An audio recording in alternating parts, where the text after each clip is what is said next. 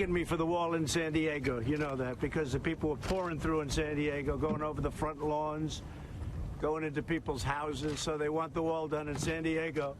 Well, President Trump making a claim that San Diego wants the border wall, but what does the congressman from that area think? Joining me now is California Democrat Congressman Scott Peters. He's comes from a red district, but he's a Democrat, sort of a purple Democrat, if you will. Good to see you, Congressman. Thanks for being here. What do you think about the president's claim? And we should mention, by the way, you've got like a 47-mile wall already, don't you? It's about 17 miles, right? 17. I guess there's some extra ones, but yeah, we have a little bit of a wall, but you know, we're really not partial to more wall. One of the things that makes San Diego is our relationship with Mexico, which is very good, and the border around the busiest border crossing in San Ysidro, the busiest border crossing in the Western Hemisphere, generates billions of dollars of economic activity on both sides. And tens of thousands of jobs, and we see it as an asset and an opportunity, not as a threat. And certainly people aren't pouring over and running through my lawn. Well, I did get a piece from the San Diego Union, a great paper from your district, and in fact, they're the ones that say it was a 47-mile wall that was built between about 1980s, the late 80s, when you had a terrible problem with essentially an invasion of migrant invasion. You had a total of 630,000 people going through that San Diego barrier in 1986. You had 3 stages of walls built over the next few years, and that went down to 26,000 in 2015. That's a 96% decrease in immigration. It looks like the wall worked. Well, part of it, too, is that the economy has improved in Mexico relative to the United States.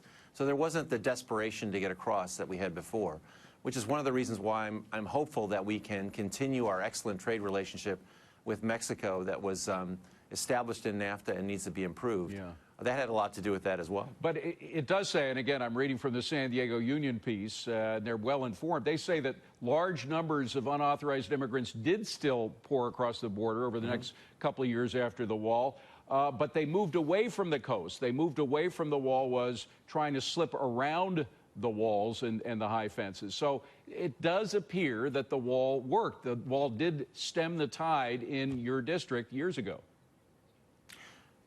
You know, we're not talking about taking down the wall that exists today. What I think the controversy is over whether we'd spend billions of dollars to put a wall, you know, in remote areas where the populations are very, very small relatively. And I think there's much better ways to handle that, Dave. I think, you know, what we proposed last term is a mile-by-mile survey of the entire border by DHS. Come recommend to us what would be the best. We know that we have drones, we have radar, we have sensors, we have tunnel detection technologies. All of those things would be better employed than just putting a 16th century solution to a 21st century problem.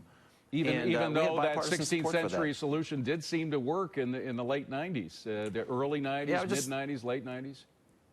Going forward, I think that that's not the most cost-effective way to deal with the rest of the border. And I don't think anyone's proposing here taking down the wall. We do have to invest, by the way, in screening and in Border Patrol. We know our Border Patrol is down. They have 300 vacant positions. We have about 2,000 some agents in the San Diego sector.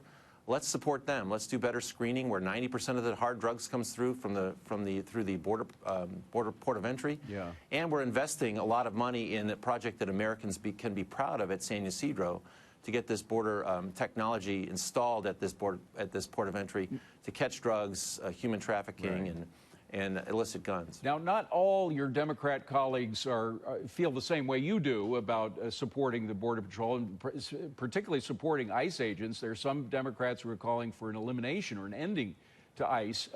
It kind of leads me to ask what the former vice president was talking about yesterday, that the only Democrats that are really going to do well in 2020 are going to be those who are moderate to liberal, rather than those who are on the far left on immigration or a whole range of issues. Do you agree? I do agree. Last term, I was the chair of the New Democrat Political Action Committee. I was in charge of helping to find and support Democrats in districts like mine, which are suburban districts, sometimes well-educated, where the voters aren't necessarily overly partisan, but want to see Congress members work together and solve problems. And they were frustrated with with the feckless Republican leadership we'd seen, now Democrats have an opportunity to solve problems. If we don't do that, Dave, I think we're going to be in trouble. But we have an opportunity to work in a bipartisan way to advance the agenda that is important to Americans on health care, on immigration, on jobs. And I'm looking forward to that opportunity. I hope we rise to meet that. If Biden declares, will you be for him? I like Vice President Biden very much. He's one of the best people I've met in politics. I think you'd hear that from people on both sides of the aisle. I haven't That made sounds like a yes. I haven't made an endorsement, but I like his style, and I think he's someone who could help unify the country after a few years of really tough division. Congressman Scott Peters, great to see you, Congressman. Thank you very much for being here. Appreciate it.